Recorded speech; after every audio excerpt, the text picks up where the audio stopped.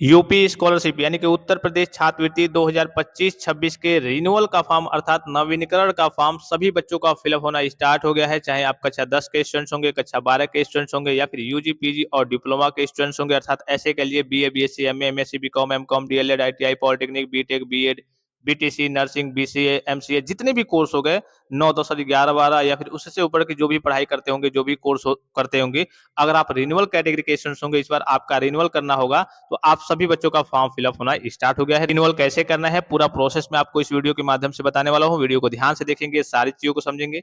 सबसे पहले आपको क्या करना है, आपको गूगल में सर्च करना है यूपी स्कॉलरशिप। यूपी स्कॉलरशिप की ऑफिशियल वेबसाइट पे आपको विजिट करना है, ठीक है। जैसे ही आप यूपी स्कॉलरशिप की ऑफिशियल वेबसाइट पे विजिट करेंगे तो आपको नीचे की स्लाइड करना है। एक आपको ऑप्शन देखने को मिलेगा ओटीआर यानी कि वन टाइम रजिस्ट्रेशन का, ठीक है।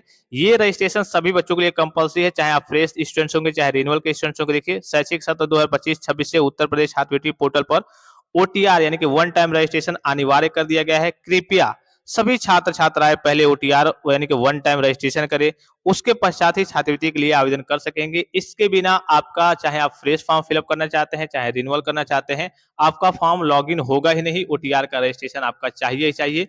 तो ओटीआर कैसे इसका रजिस्ट्रेशन करना है, उस वीडियो का जो लिंक है इसी वीडियो के डिस्क्रिप्शन बॉक्स में मैं सबसे ऊपर दे रहा हूं। अगर आप डिस्क्रिप्शन बॉक्स में नहीं पहुंच पा रहे हैं तो टेलीग्राम पे पहुंच जाइए, वहां भी नहीं तो आप डायरेक्ट यूट्यूब पे सर्च कीजिए कि यूपी स्कॉलरशिप ओटीआर रजिस्ट्रेशन कैसे करें बाई फैक्ट टेक्सा। क्या सर्च करना है, यूपी स्कॉलरशिप ओटीआर रजिस्ट्रेशन कैसे करें बाई फैक्ट टेक्सा, जो चैनल का नाम है उसको आपको बाई करके लास्ट में लगा देना है। आपको एकदम फ्रेश वीडियो मिल जाएगा, आसानी से देख करके उसको आपको ओटीआर का रजिस्ट्रेशन कर लेना है, ठीक है। जैसे ही ओटीआर का रजिस्ट्रेशन कर लेंगे एक आपको ओटीआर नंबर मिलेगा, ठीक है। उसी ओटीआर नंबर को लॉगिन करते समय आपको फिलअप करना है। अब आपको क्या करना है, ओटीआर का रजिस्ट्रेशन आपने कर लिया, उसके बाद से फिर से आपको यूपी स्कॉलरशिप के ऑफिशियल वेबसाइट पे विजिट करना है। स्टूडेंट्स वाले ऑप्शन में आना है, यहाँ पे आप रिन्यूअल करने आए हैं, ये लॉग इन रिन्यूअल, ठीक है। इसी वाले ऑप्शन पे आपको क्लिक करना है। उसके बाद से यहाँ देखिए आपको 4 ऑप्शंस देखने को मिलेंगे। 4 ऑप्शंस में क्या-क्या है, पहला जो ऑप्शन है वो कक्षा 10 के बच्चों के लिए है, दूसरा कक्षा 12 के बच्चों के लिए है रिन्यूअल के लिए, ठीक है। और आपका तीसरा यूजी पीजी और डिप्लोमा के बच्चों के लिए, अर्थात ऐसे के लिए BA BSc MA MSc BCom MCom DElEd ITI polytechnic BTech BEd BTC BCA MCA BB MBA nursing जितने भी कोर्स हो गए उनके लिए तीसरा ऑप्शन है। और चौथा ऑप्शन भी पोस्ट मैट्रिक के बच्चों के लिए है, अदर स्टेट के बच्चों के लिए है। तो आपका जो भी होगा क्लास कोर्स उसको आपको क्या कर लेना है, सिलेक्ट कर लेना है। जैसे सिलेक्ट करेंगे आपके सामने कुछ इस प्रकार का इंटरफेस ओपन होकर आएगा। यहाँ पे आपको अपना क्या करना है, रजिस्ट्रेशन नंबर फिलअप करना है स्कॉलरशिप का। यहाँ पे जो ओटीआर का रजिस्ट्रेशन आपने किया था उसका नंबर फिलअप करना है। यहाँ पे ओटीआर का जो रजिस्ट्रेशन नंबर होगा उसमें पहले यूपी 25 23 22 ऐसे करके होगा, तो सारा जितना आपका ओटीआर नंबर होगा उसमें आपका कल एक डैश भी होगा, उन सारी चीजों को फिलअप करना है, ठीक है। उसके बाद से यहाँ पे पासवर्ड फिलअप करना है और यहाँ पे ये जो कैप्चा दिख रहा होगा इस कैप्चा को आपको यहाँ पे फिलअप करना है, सबमिट का ऑप्शन पे क्लिक करना है। अगर मान लीजिए कि किसी कारणवश आप ओटीआर भूल गए हैं तो यहाँ पे क्लिक करेंगे, आपके रजिस्टर्ड मोबाइल नंबर पे ओटीपी जाएगा, ओटीआर आपको मिल जाएगा। अगर आप पासवर्ड भूल गए हैं तो यहाँ पे क्लिक करके आप पासवर्ड जनरेट कर सकते हैं। कभी कभी वेबसाइट में प्रॉब्लम रहती है तो यहाँ पे पासवर्ड आपका जनरेट नहीं होता है, तो कुछ दिन बाद ट्राई करेंगे, 2 4 5 10 दिन बाद, तो यहाँ पे आपको पासवर्ड देखने को मिल जाएगा, ठीक है। चलिए सारी चीजों को फिलअप करके मैं सबमिट पे क्लिक करके आगे की प्रोसीड करके आपको दिखाता हूँ। अब देखिए फाइनली सारी चीजों को फिलअप किया चुका है। यहाँ पे सबमिट वाले ऑप्शन पे आपको क्लिक करना है। जैसे ही सबमिट वाले ऑप्शन पे क्लिक करेंगे, अगर सही तरीके से आपने डेटा को फिलअप किया होगा तो आपका फॉर्म यहाँ पे लॉगिन हो जाएगा। अब यहाँ पे बस थोड़ा सा ध्यान से देखेंगे, 1 मिनट, ठीक है। आपको क्या करना है, जैसे ही आप लॉगिन करेंगे, आप जैसे ही लॉगिन करके आएंगे तो यहाँ पे एक जो ऑप्शन दिख रहा होगा लास्ट वाला step 7 receive hard copy eight institutions, ये ऑप्शन आपका बस टिक नहीं होगा और ऑटोमेटिकली सारे ये ऑप्शन जितने दिख रहे होंगे 1 से लेकर के 6 तक, ये सारे ऑप्शन आपके ऑटोमेटिकली क्या होंगे, ग्रीन टिक होंगे। अब भाई ग्रीन टिक क्यों होंगे, हम क्या फिलअप करेंगे फॉर्म में, तो इस बार रिन्यूअल के बच्चों को फॉर्म में अपने स्तर से कुछ फिलअप करने की जरूरत नहीं है। जितने भी डेटा डिटेल्स अगर आपके गत वर्ष के प्राप्तांक पूर्णांक, पिछली बार आप पास थे या फिर फेल थे, पास थे तो कितने में कितने नंबर आपने पाया था, आपके एडमिशन की डेट क्या है, फीस आपने जमा किया या फिर नहीं, ये सारे डिटेल्स सारे वेरिफिकेशन आपके कॉलेज के द्वारा होंगे। आपको कुछ नहीं करना है, मौका आपको मिलेगा ही नहीं, ठीक है। यहाँ पे 3 पैरेलल लाइन पे क्लिक करना है। जैसे इस पे क्लिक करेंगे देखिए आपके सामने कुछ इस प्रकार का इंटरफेस ओपन होकर आएगा।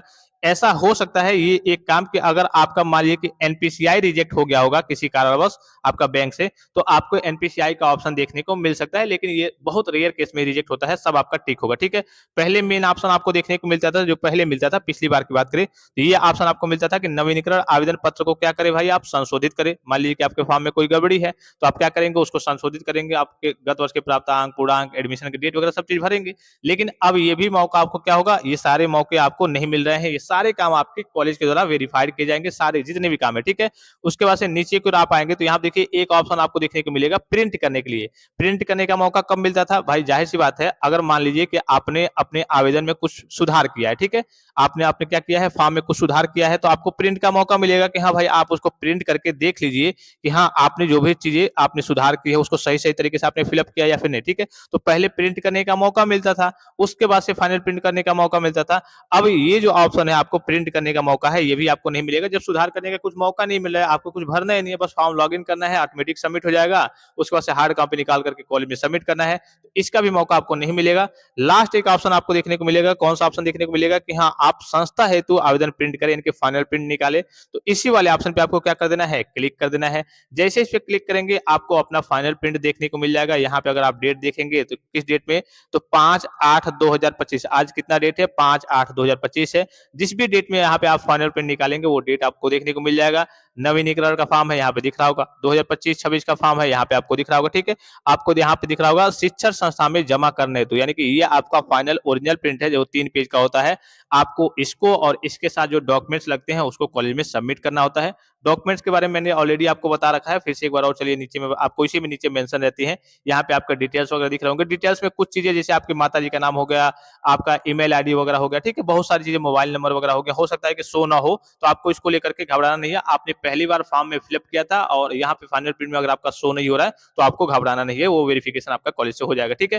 फिर नीचे की ओर स्लाइड करके आएँगे, तो यहाँ पे नीचे की ओर जैसे ही आएँगे, तो आपके सारे कॉलेज के डॉक्यूमेंट्स रहते हैं, क्या-क्या चीज़ें आपको कॉलेज में सबमिट करनी है, ठीक है? तो यहाँ पे देखिए, पहला आपको दिख रहा होगा, मैंने आपको बताया था, आवेदक के माता-पिता, अभिभावक के आय प्रमाण पत्र की छायाप्रति, यानी कि जो आपका सर्टिफिकेट लगेगा, इनकम सर्टिफिकेट लगेगा, वो आपके नाम का नहीं होना चाहिए। किसके नाम का होना चाहिए?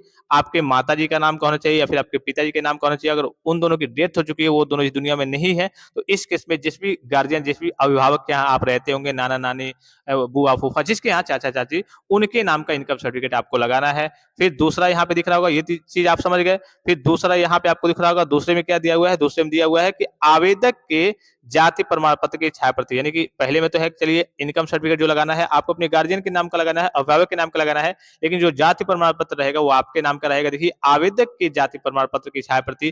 फिर तीसरे में देखिए, आपकी शुल्क की रसीद हो गया, SC/ST से है तो कोई बहुत ज़्यादा ज़रूरी नहीं है। फिर अगर आपका गैप है कक्षाओं के बीच में, तो गैप सर्टिफिकेट लगेगा। अगर आपका कहिए कि हॉस्टल में आप रहते हैं, तो हॉस्टल में जो आपने फीस वगैरह जमा किया है, उसकी रसीद वगैरह लगेगी कि हाँ, आपका स्कॉलरशिप का पैसा थोड़ा-सा ज़्यादा मिलता है उसमें, कि हाँ, जो आप हॉस्टल में फीस वगैरह पेमेंट करते हैं, तो उस हिसाब से थोड़ा-सा पैसा आपका ज़्यादा आता है, ठीक है?